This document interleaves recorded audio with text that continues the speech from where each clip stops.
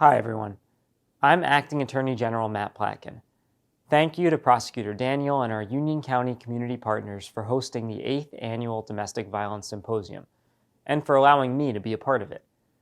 Today, you will hear from experts in the field with different perspectives to share on the impact of domestic violence and its association to gun violence and mass shootings, including members of law enforcement, researchers, advocates, and survivor Dr. Doreen Dodgen-McGee, who all play a critical role in our efforts to reduce violence. I share that same commitment, and I recognize that domestic violence is a serious public health problem that not only threatens the well-being and safety of an individual and their family, but that has a rippling effect on the community as a whole and can lead to other forms of violence and crime. That is why it is so important that we continue to collaborate, that we share information, enhance support services for victims and survivors, stand ready to investigate and prosecute, and work to identify comprehensive solutions so that no one has to live in fear. I look forward to working together and building stronger partnerships in the coming months, and to learning from the speakers today. Thank you.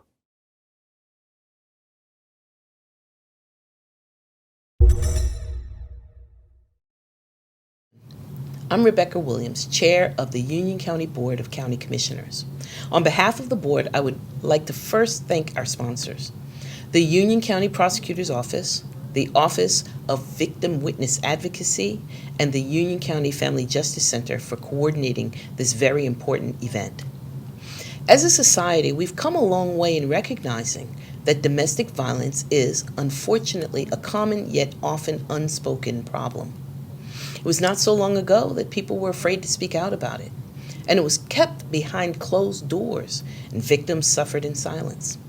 It's been 2.5 years since the pandemic began, and reports of domestic violence have spiked around the world. Our own Union County community saw a rise in numbers. And even with the numbers up, we don't actually know how many people face this issue because it is notoriously underreported. However, it's events like this that raise awareness and hopefully inspire others to speak out. This year's theme is domestic violence and mass shootings, the overlooked connection.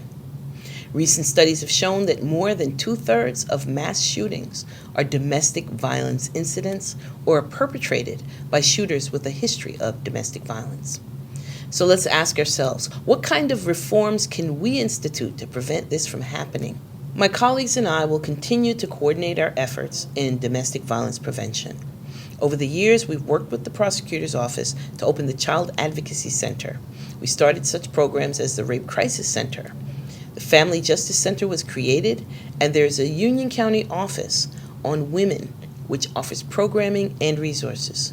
Domestic abuse is everyone's problem, and the solution must be too. We must continue to work together to face this problem head on. Thank you all very much for your dedication to this partnership and allowing me to speak today. I wish you all a great day. Thank you.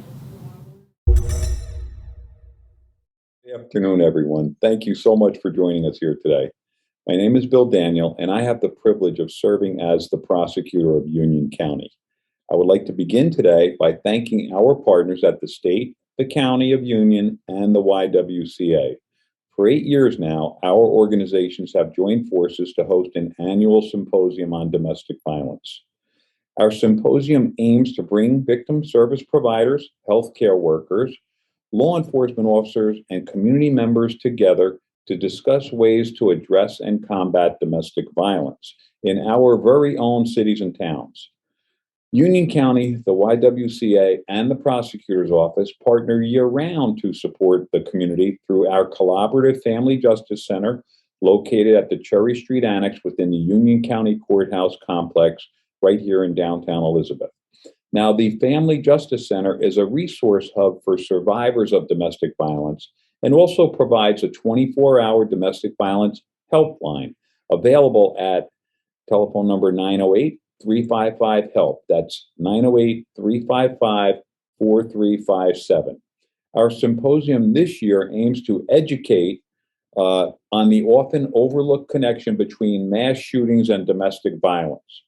Now, while much is known about the consequential and far-reaching impacts of domestic violence and mass shootings separately, little attention has been paid to the alarming reality that over 50% of mass shootings involve an act of domestic violence. Today's incredible lineup of speakers will educate you on the connection between domestic violence and mass shootings and provide information on the legal mechanisms in New Jersey that work to preventatively stop these tragedies from occurring. Speakers and attendees, thank you so much for dedicating your time this afternoon to this important topic. Your active participation is a testament to the support Union County and its participating partners strive to provide each survivor. We hope you enjoy the symposium. Once again, thank you. Enjoy. Good afternoon. My name is Karen Gear, and I am the Interim Executive Director of the YWCA Union County. It's my pleasure to welcome you to the 8th Annual Union County C.A.R.E.S Domestic Violence Symposium. Our topic this year is domestic violence and mass shootings, the overlooked connection. I'd first like to thank our partners in this event, the Union County Prosecutor's Office, the Office of Victim Witness, and the Union County Family Justice Center that are critical to this important and informative event.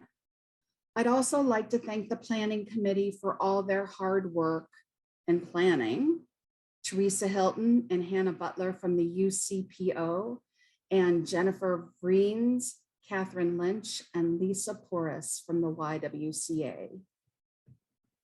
We have known for many years that domestic violence and guns are a dangerous combination.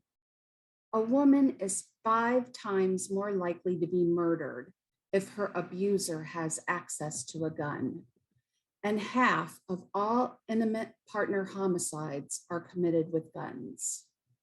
What we are now learning, thanks to research such as that done by one of our speakers, Lisa Geller, is that there is also a strong link between mass shootings and domestic violence. If we want to address the epidemic of mass shootings in this country, we cannot do so without addressing the additional epidemic of domestic violence. We have a wonderful group of knowledgeable speakers today who are committed to ending domestic and gun violence. I hope you find today's symposium interesting and informative, and that it will inspire you to work to end both of these epidemics. Thank you.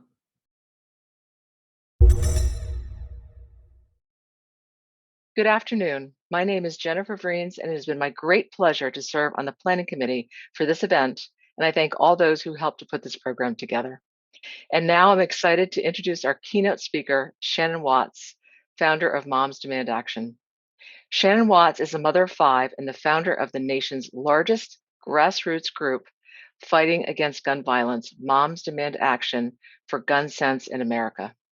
Prior to founding Moms Demand Action, Watts was a stay-at-home mom and former communications executive at Fortune 100 companies. The day after the Sandy Hook school shooting, Watts started a Facebook group to unite women against the gun lobby. That online conversation turned into a grassroots movement with a chapter in every state, and together with its partner, Everytown for Gun Safety, now has over 6 million supporters and is larger than the NRA. For over 8 years, Moms Demand Action volunteers have stopped the NRA's priority legislation in state houses more than 90% of the time, have helped pass hundreds of gun safety laws across the country, changed corporate policies, and educated Americans about secure gun storage. In addition to her work with Moms Demand Action, Watts is an active board member of Emerge America, one of the nation's leading organizations for recruiting and training women to run for office, and Advance Peace, a prominent community-based organization that works to end cyclical and retaliatory gun violence in American urban neighborhoods by investing in the development, health, and well-being at the center of the crisis. Her book, Fight Like a Mother: How a Grassroots Movement Took on the Gun Lobby and Why Women Will Change the World, was released in May of 2019, and is now available in paperback. With that, it is my great pleasure to give you Shannon Watts. Hello and welcome. My name is Shannon Watts. I am so honored to be part of the 8th Annual Domestic Violence Symposium. I am so grateful for the work you're doing to protect women and children and families in New Jersey. I founded Moms Demand Action because I believe women can and will defeat the gun lobby and rewrite our country's history of gun violence. 9 years ago, I was a stay-at-home mom of 5 in Zionsville, Indiana, when the horrific Sandy Hook school shooting happened. As I watched the devastating images from Newtown that day, I was viscerally angry. How could we, the adults, let something like this happen in a place where children should feel safest, their school? The next day, I created a Facebook page calling on other moms to join me in fighting for common sense gun laws. I knew in my heart that thousands of other women felt like me, frustrated, fearful, fed up. We didn't want thoughts and prayers from politicians. We wanted policies and changes that would keep our families safe. Out of that Facebook page, a grassroots movement was born. I chose women as my allies in this fight because I know there's nothing we won't do to protect our children. I also knew women are all too familiar with the impact of lax gun laws, especially in the hands of abusive partners. Nearly 1 million American women alive today have been shot or shot at by an intimate partner, and about 3.7 million women have been threatened with a gun by an intimate partner. The result is that too many women and children experience gun violence in another place where they should feel safe, their homes. The Sandy Hook school shooting spurred me to get off the sidelines and act, but the reality is that America's gun violence epidemic is far bigger than what we see on the news. Mass shootings are horrific, but they're about 1% of our nation's gun violence deaths. Meanwhile, intimate partner violence is an insidious, constant threat that rarely makes the headlines, even when it's tied to mass shootings. But it is no less deadly. In an average month, 70 women are shot and killed by an intimate partner, and many more are shot and wounded. Often, intimate partner violence is a precursor to violence outside the family. But the media doesn't always make that connection, reinforcing the idea that it's something that only takes place behind closed doors. Violence against women is also a global issue.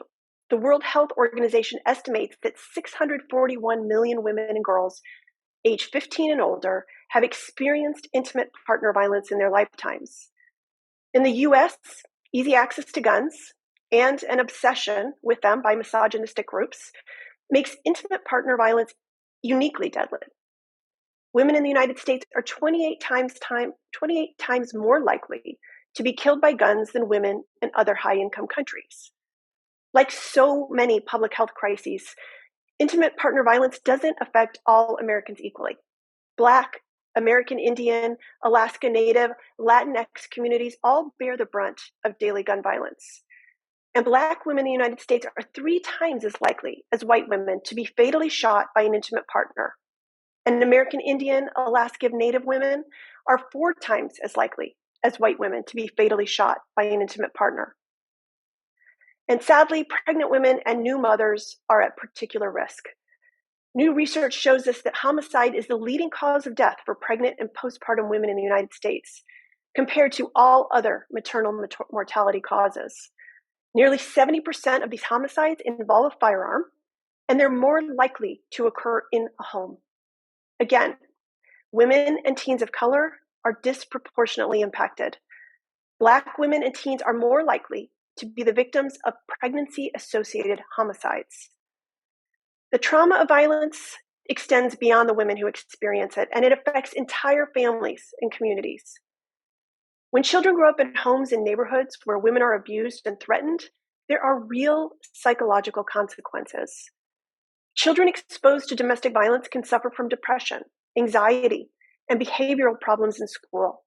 They can grow up to be adults who believe the only way to solve conflict is through violence. Research shows intimate partner violence often also leads to violence outside the home, including mass shootings. I think it's so powerful that you are using this space to discuss the nexus between these different types of violence. Because while we tend to see mass shootings as random, unpredictable acts, the reality is most mass shooters are abusive of the women in their families, their mothers, their wives, their dating partners, long before going on these rampages. An analysis by Everytown revealed that in more than half of mass shootings, the perpetrator also shot current and former intimate partner or family members. And nearly 3 in 4 children killed in mass shootings died in incidents tied to domestic violence. When we fail to protect women and children from gun violence at the hands of the men they know, we allow this violence to spill out into our communities. And that has very real consequences. Our lawmakers' failure to disarm domestic abusers has led to generations of women and children living with fear, trauma, and grief. It has also compounded the dangers faced by law enforcement officers who view domestic violence calls as some of the most dangerous. It drains our economy through enormous medical, mental health, and criminal justice system costs, and it impacts worker productivity. But most of all, it impacts how our society views and treats women. When we don't take violence against women seriously, it sends a signal that women's lives are worth less. This impacts how the next generation of boys and girls view and respect women as well. Fortunately, we know what works when it comes to saving women and children's lives. Strong gun safety laws. Laws that prohibit abusive partners from having guns and order them to relinquish those guns when there's a restraining order help ensure intimate partner violence doesn't turn deadly. New Jersey is a national gun safety leader. It has some of the strongest laws in the nation. Domestic abusers are barred from having guns while under restraining orders and after misdemeanor convictions. And the law requires them to relinquish their guns. But more progress is needed. New Jersey currently doesn't bar abusers who are under short-term emergency orders from having guns. And it doesn't prohibit people who have been convicted of assault or other violent misdemeanors from possessing firearms. Nationwide, more must be done to ensure that every state adopts policies to disarm domestic abusers. And relinquishment laws only work when they're implemented and enforced. There is no such thing as the honor system when it comes to asking abusers to turn in their guns. We also must fight to strengthen our federal background check system in order to keep guns out of the hands of abusers. We're heartened to see the latest reauthorization of the Violence Against Women Act that included a NICS denial notification provision that requires the federal government to notify state, local, or tribal law enforcement when a convicted domestic abuser lies on a background check in an attempt to illegally buy a gun. And that is a major win for the gun safety movement. However, the latest version of VAWA failed to address the dating partner loophole, leaving unmarried women vulnerable. Moms Demand Action and Students Demand Action volunteers are advocating for President Biden to use his executive power to ensure all women are protected regardless of their marital status. Current federal law prohibits convicted domestic abusers from having a gun if they're married to, live with, have children with, or are so-called similarly situated to their victim. President Biden can immediately direct the Bureau of Alcohol, Tobacco, and Firearms and Explosives, the ATF, to clarify that dating partners are so-called similarly situated to a spouse and therefore protected from armed abusers. Many states already do this, but federal action would ensure every woman has these life-saving protections. We also need to address other loopholes in our gun laws that domestic abusers exploit, including the Charleston loophole, and that allows a gun sale to proceed without a background check, and the unlicensed sale loophole, which allows sales between private parties without a background check. There's also more to be done when it comes to improving domestic violence records and funding comprehensive research on the nexus between guns and intimate partner violence. Many states have made progress, but we do need action at the federal level because we know that abusers are willing to drive across state lines to purchase guns. We are all only as safe as the closest state with the weakest gun laws, and it is time to ensure that families all across the country have those same protections. But this isn't just about passing good laws. We need to encourage people and law enforcement to use the laws, and that's where all of you come in. We need to make sure intimate partner violence survivors know their rights and the tools available to them, including extreme risk protection orders that can suspend an abuser's access to guns and prevent tragedies. We also need to ensure that law enforcement agencies know what laws exist and how to act on them in a timely way. Societally, we need to shatter the silence around domestic violence and empower people to say something when they see a friend, a neighbor, a coworker, or a family member being abused. There's something inherently dismissive about putting domestic in front of violence. For too long, society has treated it like a private matter that takes place behind closed doors, but nothing could be further from the truth. You all know this fight has never been more urgent. The COVID crisis trapped many women and children with abusers and isolated them from their support networks. As we emerge from this pandemic, we need to ensure that women and children know they're safe and that they're in safe spaces with life-saving resources available to them. No one should have to live in fear of being shot and killed, and it's on all of us to advocate for the laws that we know work. Moms Demand Action and Students Demand Action volunteers are so proud to advocate alongside you. Today, we're one of the largest grassroots organizations in the nation, and we have over 8 million supporters. We are proudly woman-led, but we welcome everyone to join our gun violence prevention movement. And we are proving every day that ordinary people can do extraordinary things when lives are on the line. And that's what you are doing every single day in your own roles. Together, we can rewrite our country's history of violence against women. Together, we can strengthen our gun laws and protect families. And together, we can work so that every child has the opportunity to grow up feeling safe and protected at home and in school. I am so proud to be with you in this fight. Thank you.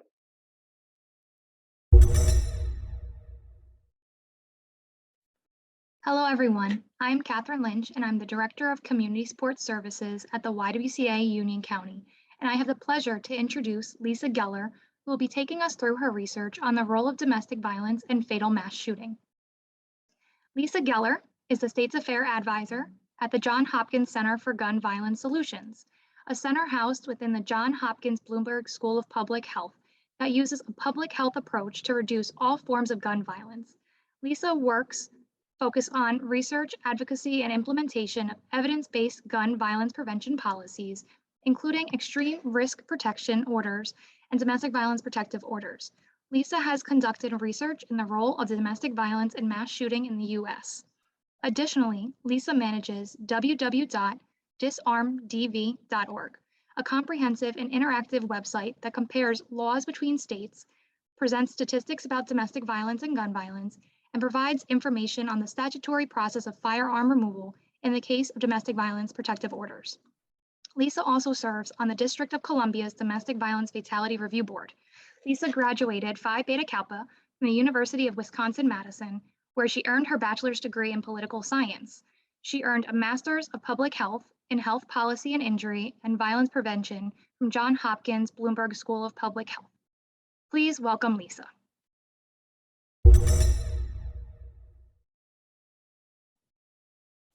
Thank you so much for that introduction and for inviting me here today to discuss my research. The title of this presentation and the title of my paper is The Role of Domestic Violence in Fatal Mass Shootings. And I'm going to start with a few learning objectives to make sure that we're on the same page before I dive into the work. So I'm going to start with an overview of the intersection of domestic violence and gun violence, specifically mass shootings. I'm going to set up the purpose of my paper, why I did this research, what research had been done previously, and I hope that you will learn all about this intersection and understand the importance of this research. Second, you will learn about policy approaches to prevent domestic gun violence. And finally, I'm going to discuss next steps for research, why this is important, and what I'm personally hoping to do in the future on this topic. To start, I've put in just a screenshot of what the paper looks like, and you, I believe, can get a copy of these slides after the conference. There is a link here. The title, again, is The Role of Domestic Violence in Fatal Mass Shootings. We looked specifically at the years 2014 to 2019, looking at domestic violence and gun violence in the United States with those years, specifically focusing on mass shootings. My co-authors, who are excellent, are Marissa Booty and Dr. C.A.R.E.S from Johns Hopkins University, where I am now affiliated at the Johns Hopkins Bloomberg School of Public Health. And I could not have done it without them. So I want to make sure I give them a big shout out in the beginning.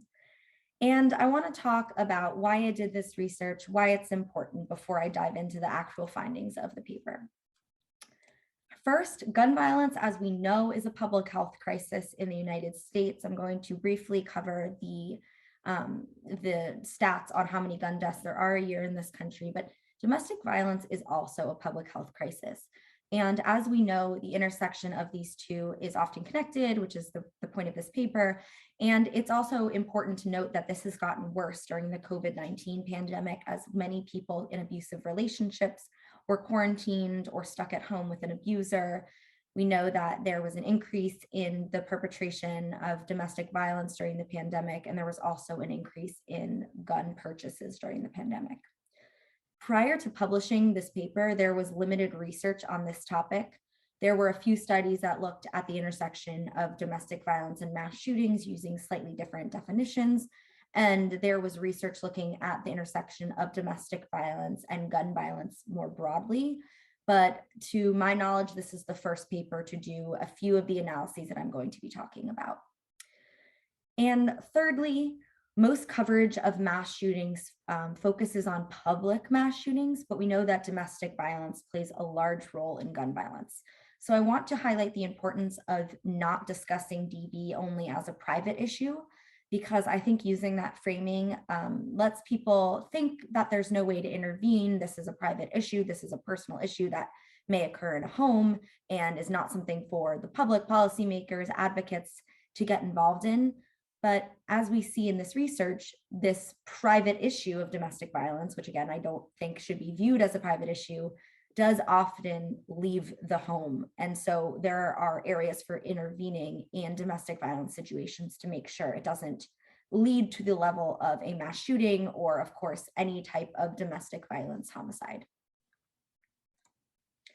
A quick overview, because I know others may have talked about this already, the intersection of, or the overview of gun violence generally, and I'm using 2020 data from the Centers for Disease Control and Prevention because that's the latest data that we have, and it's from 2020. Unfortunately, there's quite a lag in the data availability.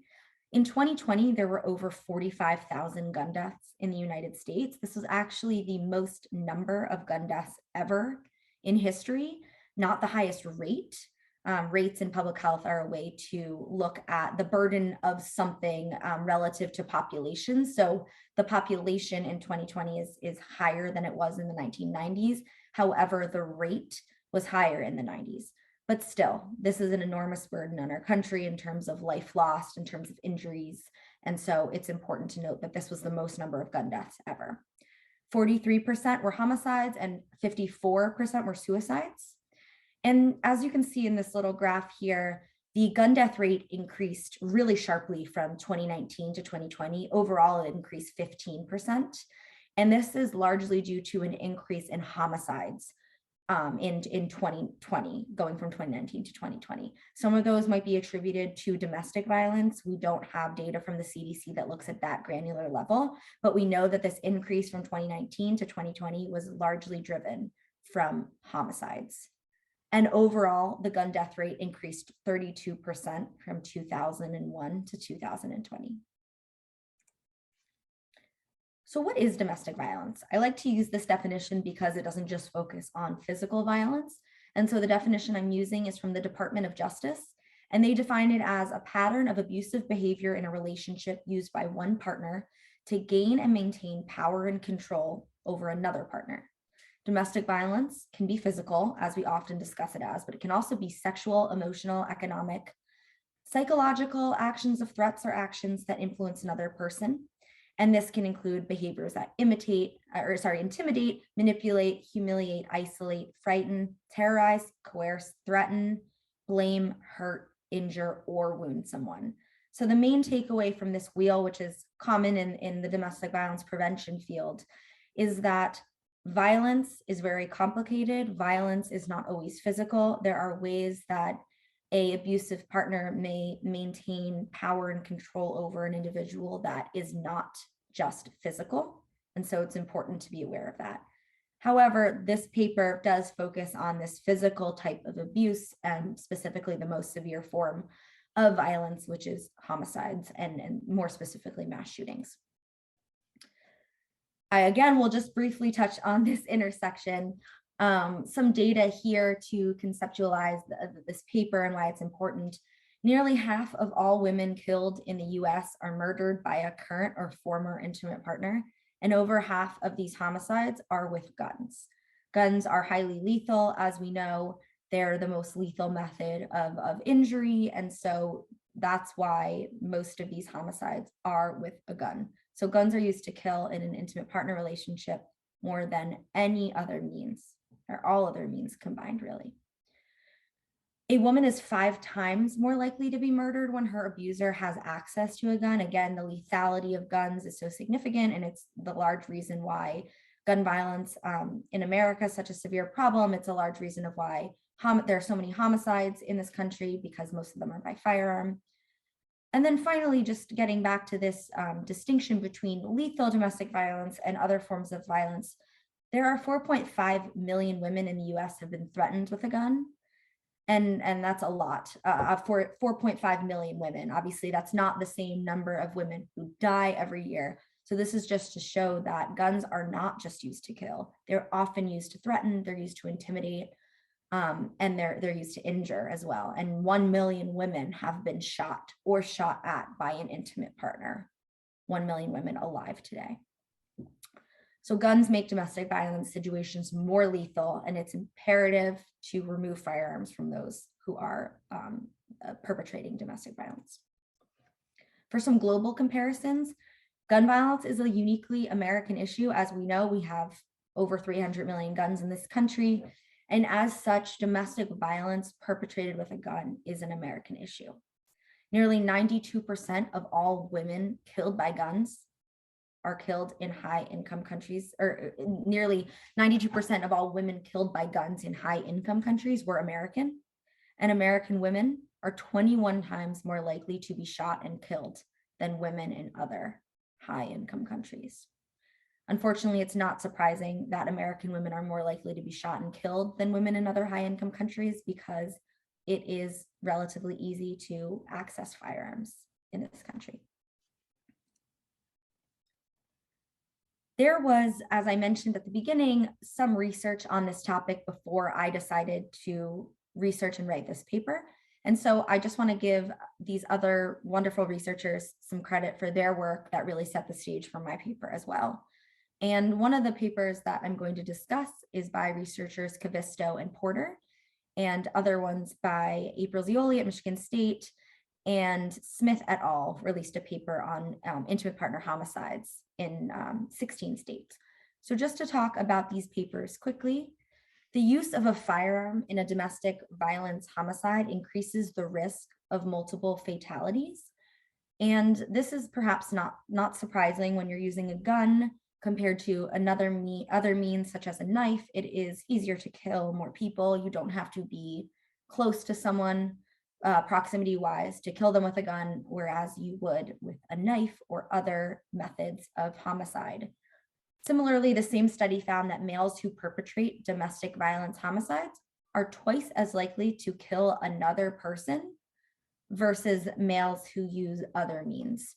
And this is not necessarily about mass shootings. This could be someone who kills 2 people, 3 people. I'll get into my definition of a mass shooting shortly, but this is really the intersection of domestic violence and multiple victim homicides, which is a little bit broader than mass shootings.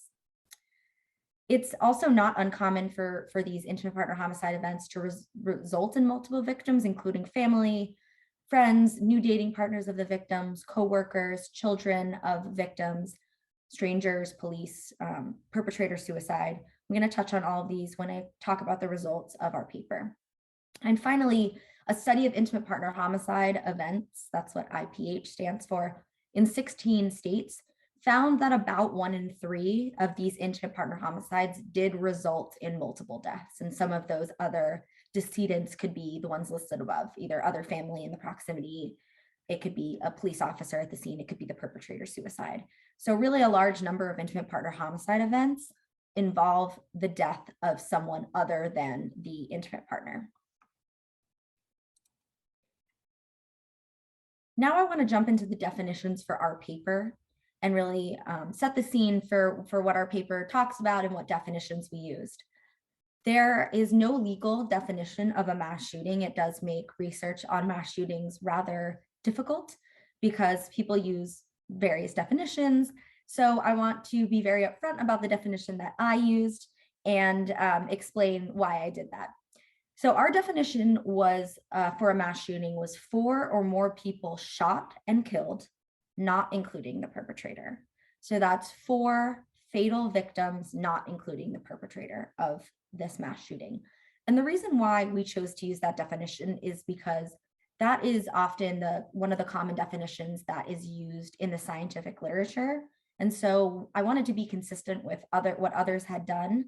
But I also want to recognize that there are many mass shooting data sources in this country. I used one called Gun Violence Archive, which I'll talk about in a minute. But every single one of them pretty much uses a different definition. And so you really want to be upfront about what definition you're using because that explains obviously the number of mass shootings that you are quantifying. So we used, again, 4 or more people shot and killed, not including the perpetrator. A few other definitions. An intimate partner in our paper was defined as the current or former spouse, dating partner, or someone that the offender had a child in common or lived with. And a family member was someone related to the offender. It could be a blood relation, like a brother or sister or a cousin, or it could be a relation through the intimate partner, such as a mother-in-law, a father-in-law, sister-in-law, etc. But these are individuals that don't fall under the intimate partner category. As I said, I used Gun Violence Archive as the data source for this paper. The Gun Violence Archive is a really great resource that has information essentially on all acts of gun violence that make the news in this country. So with the large caveat that often suicides don't make the news, and we know, as I discussed at the beginning, that the majority of gun deaths in this country are suicides. However, those are acts that don't always make the news. And so Gun Violence Archive often doesn't count the number of suicides that there are in this country. The exception is that there are often suicides associated with these other homicides that they do count, specifically when we're looking at the domestic violence homicides.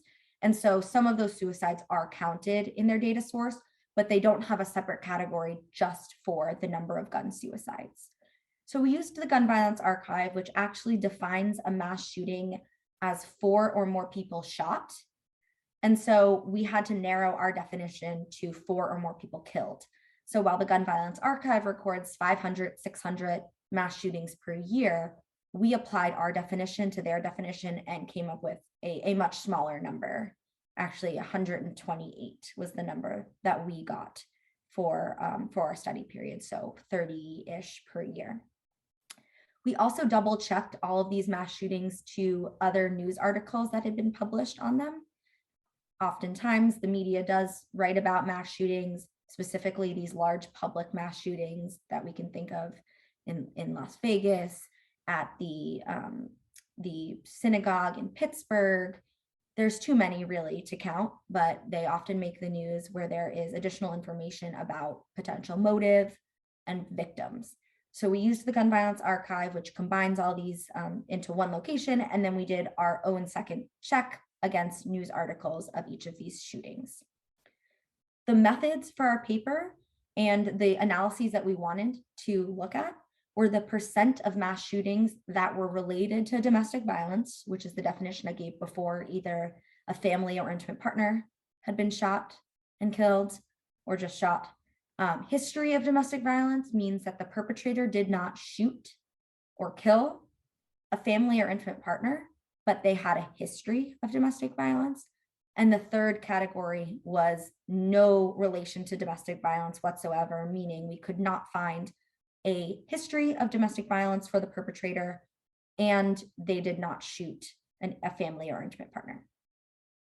We wanted to examine whether there were differences in the average number of injuries, so non-fatal injuries or fatalities for these shootings.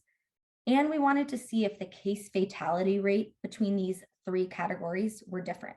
So what is the case fatality rate? It's kind of a technical term that simply means the number of people shot over the number of people shot or killed. Sometimes people refer to it as the lethality. You can say something more lethal or less lethal based on how many people exposed to something die from it. We looked at 128 mass shootings between January 1st, 2014 and December 31st, 2019. However, because we were looking at this domestic violence connection, we had to exclude cases where there was no known perpetrator because we couldn't identify if there was a relationship between the perpetrator and the victims. And we removed a highly lethal outlier, which was the Las Vegas shooting, because it was such an extreme outlier that it would skew the numbers in this study. So after removing the Las Vegas shooting, and the cases where the offender was unknown, we were left with 110 mass shootings in our study. These shootings resulted in 651 deaths, not including the perpetrator, and 283 non-fatal injuries. But as I mentioned, there are so many acts of gun violence. There's so many gun deaths every year in this country. In 2020, there were 45,000, but we were just talking about 600 deaths. So it's important to remember that while mass shootings make the news and they capture the media's attention, the public's attention, they actually account for a very small percentage, about 1%, of all firearm homicide fatalities in the US. Just about 1%, very small number. But when we're looking at this intersection, we found that DV played a really large role in these mass shootings.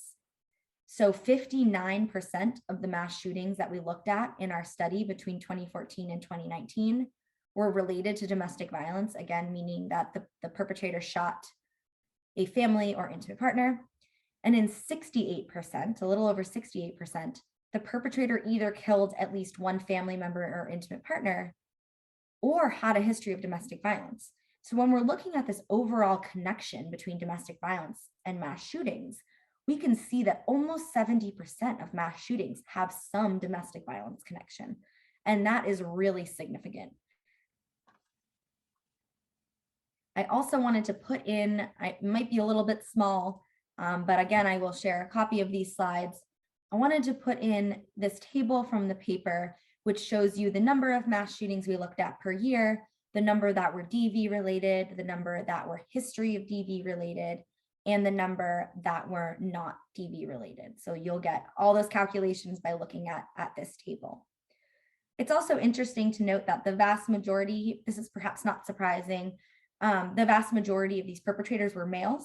In fact, only 8 of the mass shootings that we looked at had female perpetrators. And there were 12 mass shootings that we looked at that had multiple perpetrators, but oftentimes those events with multiple perpetrators were the ones that were not related to domestic violence. Moving on to the second major set of findings, we wanted to look at who died, the perpetrators that died during these mass shootings, and what the cause of death was. And I hypothesized at the beginning that there would be a pretty significant relationship between domestic violence and suicidality. And that's actually something that we saw here when we looked at perpetrator deaths. And the main takeaway here is that most domestic violence perpetrators did actually die during the shooting. And most that died by firearm suicide. So there is this relationship that I'm hoping to explore more in future research between perpetrating domestic violence or perpetrating a domestic violence mass shooting and actually dying by suicide after that act. So between 2014 to 2019, there were 55 perpetrator deaths. The vast majority of them were perpetrator suicides. 71% died by firearm suicide. And then looking specifically at this relationship between perpetrators of domestic violence, we found that approximately 65% of DV-related mass shooting perpetrators died during the shooting, and of those that died, 86% died by firearm suicide.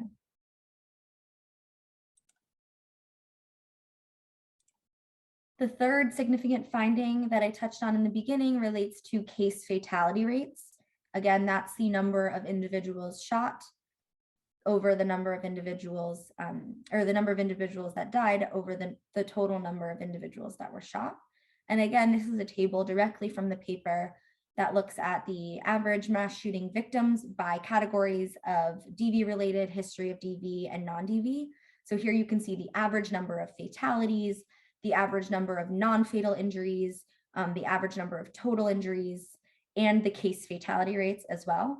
And the main takeaway here is that domestic violence-related mass shootings were associated with a greater case fatality rate than those unrelated to DV, meaning that fewer people actually survived a shooting if it was related to domestic violence than if it wasn't.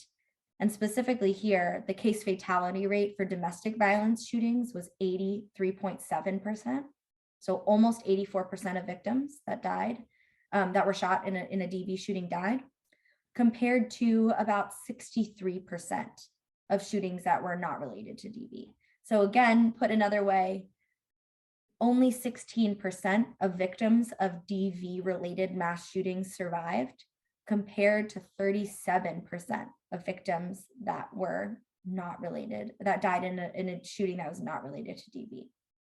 And we tried to hypothesize some of the reasons that this could be in our paper, and I will touch on that in a bit, but really the main takeaway here is that these shootings are in a sense more lethal if they're related to domestic violence than those that are maybe individuals shooting randomly in public places and not specifically looking for an individual to kill. They're just looking to kill in general.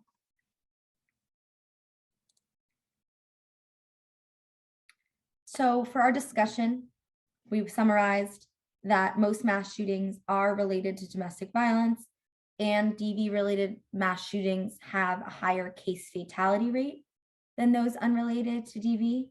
And we explored a few potential reasons for why this could be.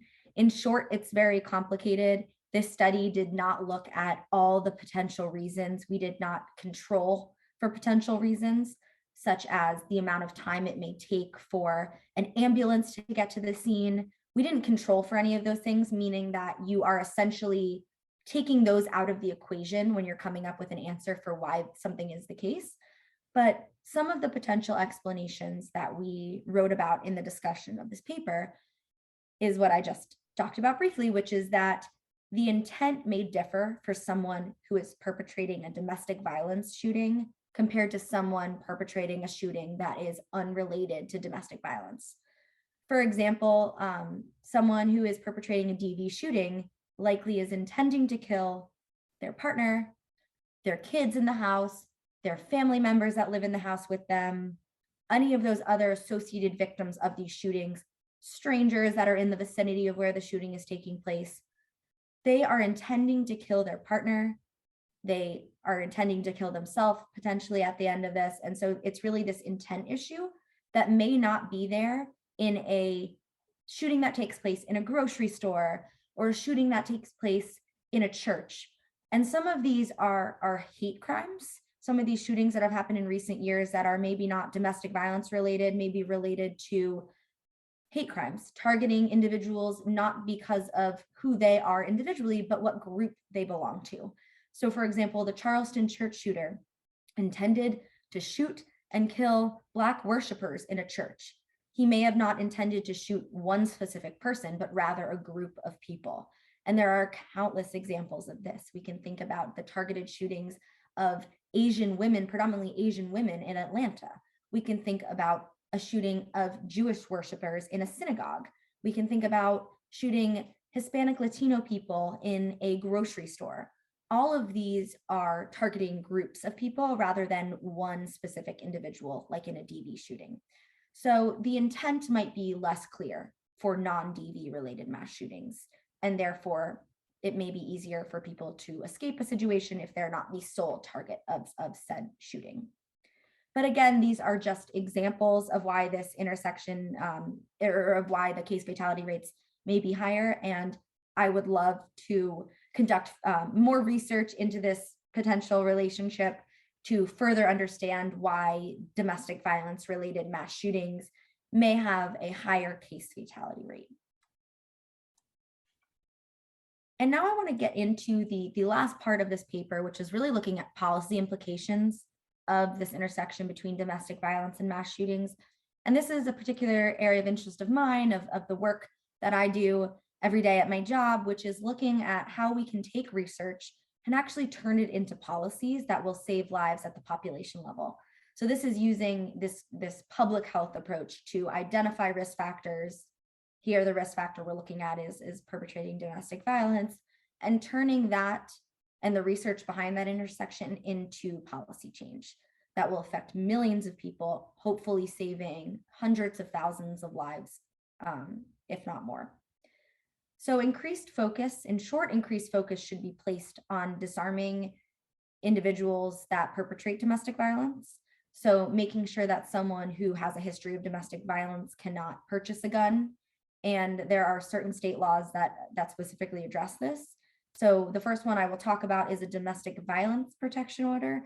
And then I will talk about extreme risk protection orders, which I know we're going to be covering more at this conference. So I will not harp on this too much. But domestic violence protection orders are civil orders. They can be criminal, but they're essentially civil restraining orders that prohibit an individual from doing certain things, not just related to firearms. So domestic violence protection orders can offer many protections to victims of domestic violence, including stay away orders, no contact orders, economic support, things like that. And extreme risk protection orders, which are modeled off of domestic violence protection orders, solely address access to firearms. They are temporary civil restraining orders that remove a firearm from someone at risk of violence. This can be interpersonal violence, or it can be suicide risk. So this is a mechanism aimed at temporarily removing firearms when someone is at an increased risk for harming individuals. And it's based on behavioral indicators of a risk of violence, and not a mental health diagnosis. So we're not just looking at individuals who may have a diagnosable mental illness and saying you should not have a gun, because we know that that's not evidence-based. We're looking at individuals that have clear behavioral risk factors for perpetrating violence, including mass shootings. And extreme risk protection orders are a relatively new policy, although 19 states and DC have this law now. That was not the case just a few years ago. In fact, in the late 90s, 2 states, Connecticut and Indiana, had this law. It is not what we think of as this modern extreme risk protection order. That actually wasn't passed until 2014 in California. And now, just a few years later, almost half of the states have this type of legislation, and the rest of them have, pretty much all the others have introduced similar legislation to be passed in their state. Conversely, domestic violence protection orders have existed for a very long time. They exist in all 50 states and DC, but again, they do not focus solely on access to firearms, and several state domestic violence protection orders actually don't address firearms at all, leaving a large group of people who may be victims or survivors of abuse from getting the protections that they need. And so I strongly believe that domestic violence protection orders should include firearms protections so that there's multiple mechanisms in a state that will keep individuals safe from domestic gun violence. And finally, before I touch on a few really great resources that I referred to throughout the research process, but also in my advocacy work, I want to explain a little bit about where I'm planning on going from here and hoping to continue to explore in the research side of my work. So future research, I believe, should really focus more on the link or the potential link between suicidality and domestic violence. I've looked at it a little bit in this paper, just examining essentially how many perpetrators of domestic violence died by suicide, but I would love to explore this potential relationship more.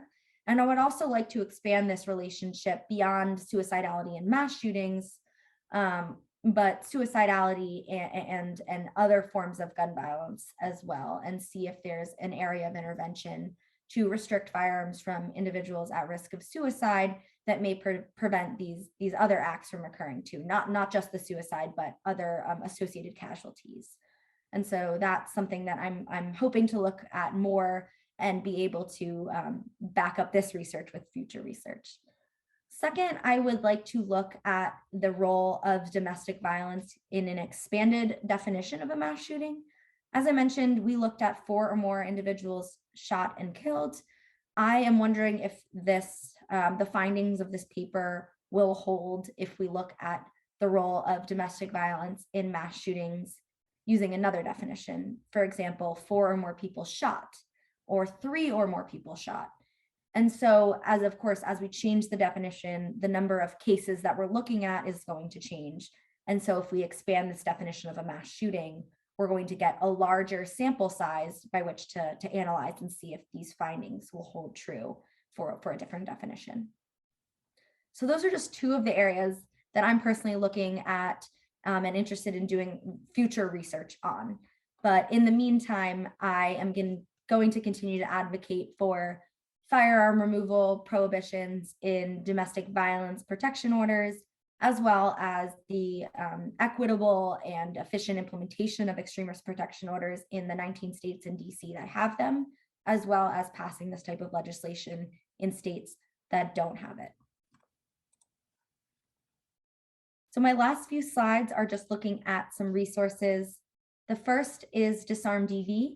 This is a website that the Educational Fund to Stop Gun Violence, which is now part of the Johns Hopkins Center for Gun Violence Solutions, created with our partners at the Alliance for Gun Responsibility and the National Coalition Against Domestic Violence, with support from prosecutors against gun violence. And this is an interactive website that compares laws between states. We have statistics on domestic violence and gun violence in that intersection where available. And we have information on the statutory processes for firearm removal in cases of domestic violence protection orders. This is really a resource for anyone. It's for survivors, it's for advocates, law enforcement, judges, resources. There should be tools on here that are hopefully helpful for a wide variety of audiences. And just to show you what this site looks like, I've taken a screenshot here of the Maryland page. There is a page, actually you can get to it 2 different ways. You can click on the state on the map, which you can see here, or you can go to the drop-down bar at the top and click on the state that way. But when you highlight a state, you'll be able to see at a glance what type of protections their law has. And if you want to compare states, you can compare them by clicking the compare button, or you can click learn more to have a more in-depth look at the state law, and in addition, statistics for each of those states if they exist. The second resource is from the Bloomberg American Health Initiative at the Johns Hopkins Bloomberg School of Public Health. This is focused solely on information about extreme risk protection orders, the ERPO laws. And here we have a central resource for people that are implementing the law, people are interested in advocating for the law in their state. And you can find information about the state laws, along with research on extreme risk protection orders and their effectiveness. There's research on there about how they've been used to prevent mass shootings. There's training resources, media coverage of extreme risk protection orders, as well as advice from law enforcement professionals who are implementing this in a number of states, or really in every state where the law exists. So both of these resources, disarmdv.org and Implement ERPO website, are, I hope, going to be really helpful for anyone listening who wants to learn more about domestic violence protection orders and extreme risk protection orders and how they work in the real world, how they differ by state, and where the gaps are, because I think that highlighting the gaps is the most important way to encourage advocates, policymakers to really take this issue up, make it a priority, close those gaps to save lives, particularly the lives of individuals at risk of domestic violence, who are experiencing domestic violence that are so often left out of the conversation about gun violence. So I will conclude now by just putting up my information on here. You can reach me through both of those email addresses, hopefully. As I mentioned, my former employer was the Educational Fund to Stop Gun Violence, and we are now a part of the Johns Hopkins Center for Gun Violence Solutions. So I will be having my other email available for a while, and then we'll fully transition over into my Johns Hopkins University email. So I wanted to thank everyone for tuning in today and listening to what I hope was an informative conversation about the intersection between domestic violence and mass shootings. And I will be happy to answer any questions either in the chat here or via email in the days or weeks to come. So thank you.